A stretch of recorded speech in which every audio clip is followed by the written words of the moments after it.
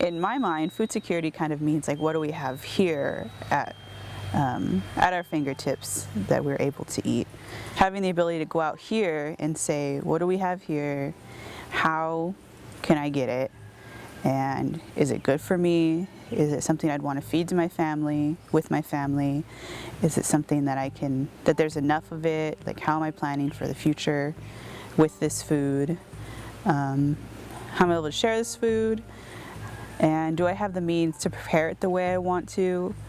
And is it good traditional food that fits in to good management practices that go with this area? Is it stuff that I feel like I have the agency to control? Is this food that's going to make me happy? Am I going to feel like happy eating this food? Is the process of gathering this food going to be something that's going to teach me something about my life? Am I going to learn from the process? I think it has a lot to do with like being able to live traditionally. I mean, you have a whole history of colonization here, and that affects people's mental health, it affects your spiritual health, and it affects your physical health. I mean, we don't have access to lands that we once did, and a lot of the lands that we do have are devastated by logging and mining and the dams. And so, you have to have all of those elements in order to be a healthy person. You look at boarding schools, you look at, termination, you look at all of the federal policies that, really made it hard to be a Native person, and that directly ties to access to foods. Before all this, before the agriculture industry, we had over 400,000 acres of marshland, 400,000 more than we do now. So when the marshland was dried up, that is the Everglades of the West. That was the what created a lot of the water for California. We were basically rounded up for our land to be taken in the name of agriculture. That's what it was. It was basically taken for hay, alfalfa, for the cows, for the we lost our food source. We lost salmon, we lost wokus, we lost waterfowl, we've lost our main staple foods. All of them are gone. Brings us to today's current situation with these, the dams being put up, stopped the salmon from coming up here, and that's kind of like, I think, the situation when we lost salmon, we lost our culture.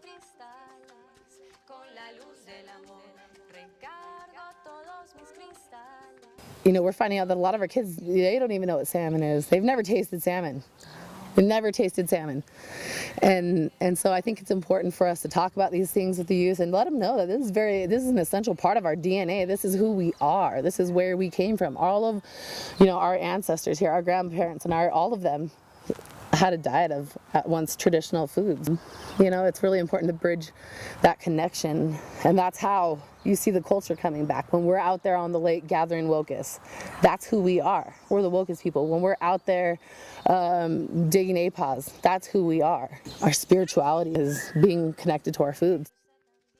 I wanted to have everybody, the community, come up with a design for their garden. Over here on this side, we hope to engage the people in behavioral health to come back here and put up a sweat lodge out here. So here we got a little baby elderberry that we planted. This one was planted like 2 summers ago. There's some wild plum here, 3 different wild plums. And then everywhere you see a pink marker in here, that's where their little huckleberries are. And we can do a pit cooking demonstration here, like dig a pit in the ground so it's a permanent cooking pit for cooking camas or cooking meat or cooking whatever you want to cook. I kind of envisioned like an arbor here, a shade arbor, maybe back a little bit from where the fire would be, but strong enough to support holding up a deer or an elk for people who may not have somebody in their life to teach them the proper way to skin and dress a deer. And then that could go straight from there to the smokehouse or to the pit oven, or clean it up and maybe take it inside and do canning classes with it. So that's the plan. That's the plan for the future. So I feel like with these gardens, we're creating that access, that education and the access, and just for someone who may not have that water or those seeds or good soil or whatever it may be, even have a yard. A lot of people don't even have a yard. Growing food should be something that's accessible to all. You know, for us, our elders are a big important factor. We hold a monthly culture committee meeting.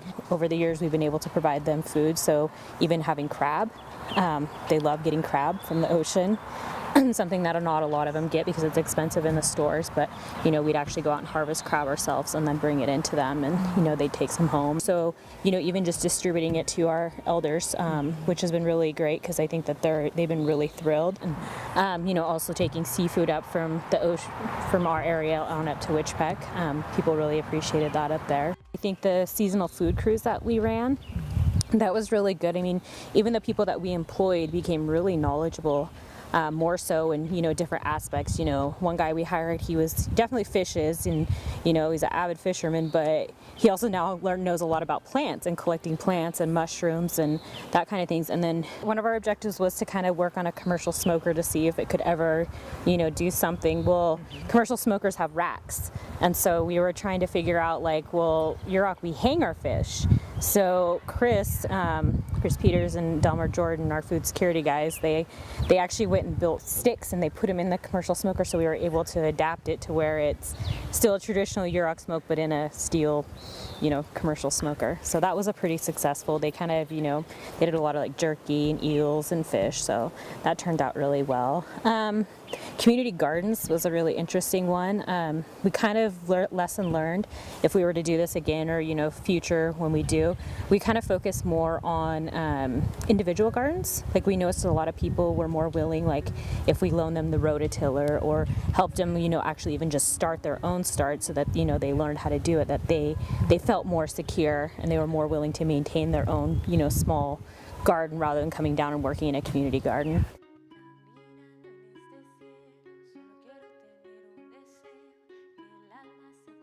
I was with Mid-Klamath Food Sheds, and then of course the Karuk tribe, the job that I now have. We would collaborate, or definitely, you know, work off of each other, help with, depending on what it was. Utilizing what we have here, bringing together contemporary and traditional foods. It was really a nice shift for me to be able to come and do this the final year, because now we're doing acorns and salmon and roots and so many other things. It's kind of a fresh start for me. And of course, you know, working with my people doing traditional stuff. For me, food security is definitely like, it's a family thing, it's like a big group thing, it's a community effort. Really, it's not like something that you can really, it's hard to do by yourself. You really need people to be in it with you. And I think it takes getting out and looking at the places and seeing what's there. And like, that's one of the hardest things to do sometimes. Food security teaches you to be really observant of places and remembering like where you saw things. And so I think that's just one thing I'd really stress, is like, just get out and look at stuff, look around, get out and look around, like, it's really important. A lot of species around here, plant animal species that we eat, also carry a lot of significance for us spiritually. You know, we have relationships with these other plant animal peoples that, you know, go back for forever, and you know, still really have strong bonds with them. The Pikyav Field Institute is the umbrella organization for 5 divisions, one of which is the Food Security Division. We have the Higher Education and Research, as well as Workforce Development and Internships, the K through 12 environmental education. We've recognized, okay, well, we have to have a good collection management system. And how do we do that? And how do we do that in a way that protects traditional knowledge from being further expropriated? So we need to have a repository for those materials. That was then the birth of the SIPNOC Digital Library, which I feel is one of the highlights of the food security project. The Orchard Revitalization Project is a project that the Karuk tribe has headed up with support from Mark DuPont from the Mid-Klamath Watershed Council, as well as Karuna at Salmon River Restoration Council. It carries a sort of bittersweet history. The fruit trees in this area were planted, as I understand it, as part of the federal policies in the 1800s that required local Native people to claim Indian allotments, plant fruit trees, become farmers, and assimilate to legally stay in their homes. These fruit trees that people planted are some of the trees that we've been working to restore and to propagate. What I see is that these trees are part of local history, and they're trees that have been loved and tended to by local families for a long time, since they were planted. The goals are mainly to utilize these old trees and encourage community members to connect to or reconnect to them as food sources. Another part of it was to do some vocational training of people to learn how to prune them, and then to actually prune them, and by doing that, revitalize those trees to live a bit longer. And then also part of that was to propagate those trees that were determined to be significant or a particular historical value, and then distribute them to people who wanted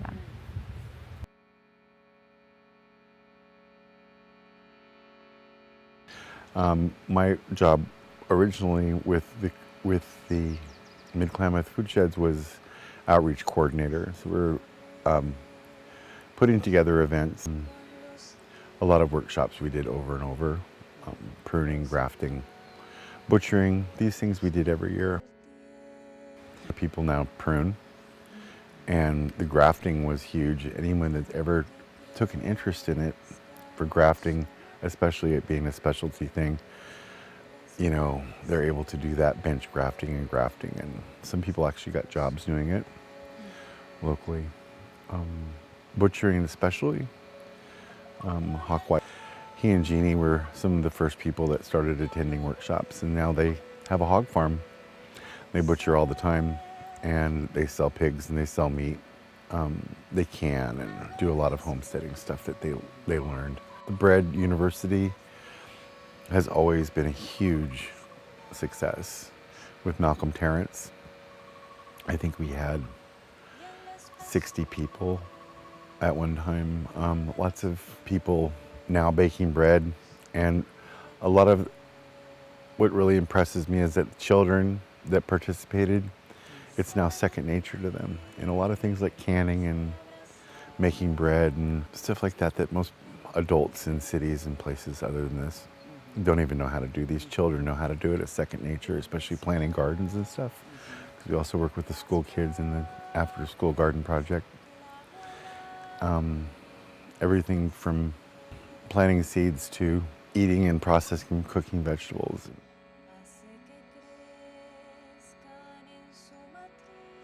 We did a lot with intertribal food exchange, and I know just through like my family and other families, like we've always done that, but it was really interesting to have it be a part of a program and actually have to like report on it a little bit more. Chris Peters came up from downriver, brought the salmon and built this for us, and yeah, it's just very basic. Have you used it yet? Yeah, for the class. We smoked a bunch of salmon in here and we canned it. We ended up with like 3 cases of pint jars of salmon. We did do some deer meat in there after that. Nice. Yeah, so we hope to get a whole lot more use out of it when people become more aware of it.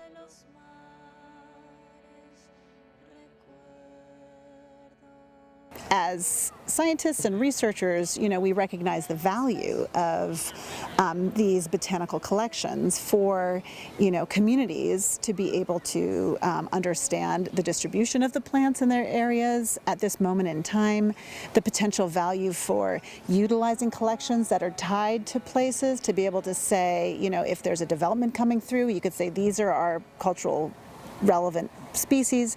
They're in this area, you know, we have evidence of it and we want to protect it. They're also really valuable for educational purposes. It's very important for the tribe to have the herbarium because these plants are people too, and they teach us about ourselves.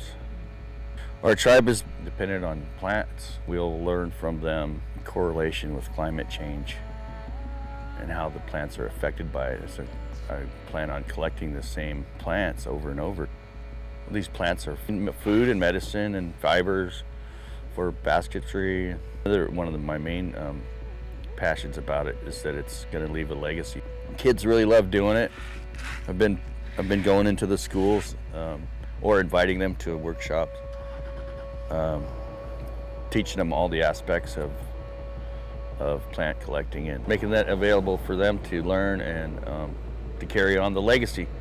Also, acknowledging again sort of the institutional legacy of herbaria. It's typically where the scientists at the university go out and collect the plants and bring them back and store them in their tribal herbarium. So what we really wanted to do was to work with the tribes and train tribal technicians on how to identify and collect and press and mount these specimens, and that can then be sustained and utilized for the community members themselves into the future. I mean, UC Berkeley doesn't have a great history with Yurok in particular. You know, we had Al Kroeber, who was an anthropologist that collected a lot of information and I think what we call salvage anthropology, and you know, came through and took all this information and, you know, took a lot of our ceremonial items and even our human remains and funerary objects, and, you know, they're housed down at Berkeley, and tribes constantly fight with UC Berkeley. For Yurok, we're really hesitant to collaborate with anybody, really. Not hesitant, but we're very careful before we could even sign on to this project. Like, you know, it was an active council to really do this, you know, and making sure that our information was protected. UC Berkeley worked with the Department of Natural Resources over years to develop the Practice in Pikyav policy, which is an excellent piece of work, but it really frames up the process for working with indigenous peoples. So understanding, you know, the concept or the principle of reciprocity. It started this sort of sojourn into, you know, law and policy with regard to intellectual property that actually anchors the tribe's inherent right of ownership over those things. You know, you can't take humans out of a landscape. Humans have always been a part of the landscape, and they're, you know, managers of that landscape, and, you know, hunting and gathering and fishing is actually traditional management. It's not just, you know, it's not just a take, it's actually a management strategy. And I mean, you can see this on the coastline where mussel beds are left alone for, you know, numerous years. They actually die off because there's too many of them. But if you have people in there selectively harvesting, it actually helps propagate more, you know, more food and more resources, so in ecosystems. And, you know, we get a lot into this about, you know, burning and how this landscape looks so much different now compared to what it used to be, and people didn't understand why. And it's like, well, you have giant redwood trees because we burned and it killed all the bugs, and redwood are fire resistant. And or like why there's prairies, you know, that prairies aren't just haphazardly where they are, like they were actually burned for and managed for. So, you know, really getting people to understand that human aspect of the landscape. We as tribal people have a right to gather and maintain areas for production.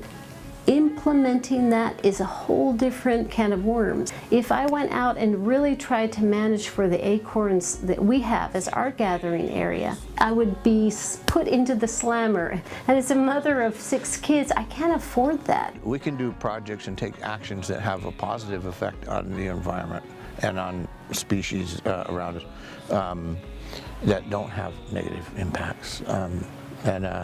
But it takes us humans interacting and collaborating with the natural world, and not thinking that you know everything. You know that yeah, there's doing things for the right reason. So many of those resources today are degraded, and people don't recognize our rights to those resources. That we still have a responsibility to those spirit people, to all of them. Now is the time where we have to do our part We have to defend them because they can't defend themselves. We have to be their voice. Elk were identified as a culturally significant species for the Karuk tribe in particular. The laws and policies around tribal members being able to hunt in their Aboriginal territory are not conducive to them being able to do so. So we started looking at different ways of just providing language for Department of Fish and Wildlife that would be more conducive to co-management of elk herds and habitat in the tribe's Aboriginal territory. I think the ultimate goal is to have the tribe pass a tribal ordinance that would allow them to regulate their tribal members' hunt of elk in their Aboriginal territory. There needs to be a change in either a change in the Fish and Game Code or a new co-management agreement developed between Department of Fish and Wildlife and the tribe. There's so many people that this is like what they've been doing for so long. We're like reading about what they had to do like 20 years ago to fight for like traditional burning, or like to fight for like people not spraying pesticides or something for basket weavers, and fishing rights, and oh, they were going to manage the land like this, and we told them no. So I guess I just feel like really appreciative of like all those people who like didn't give up. We need to concentrate on making sure that these kids have what they need to be bright and successful, and bring back big gardens and fight for our salmon, fight for our water.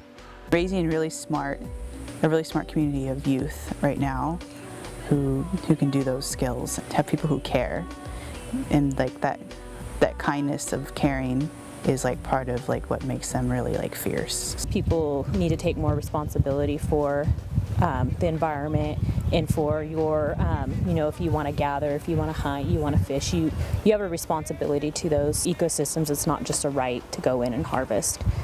These are basic human rights we're talking about. We're basically talking about the right to live and the right to eat and the right to exist in a healthy, ecosystem.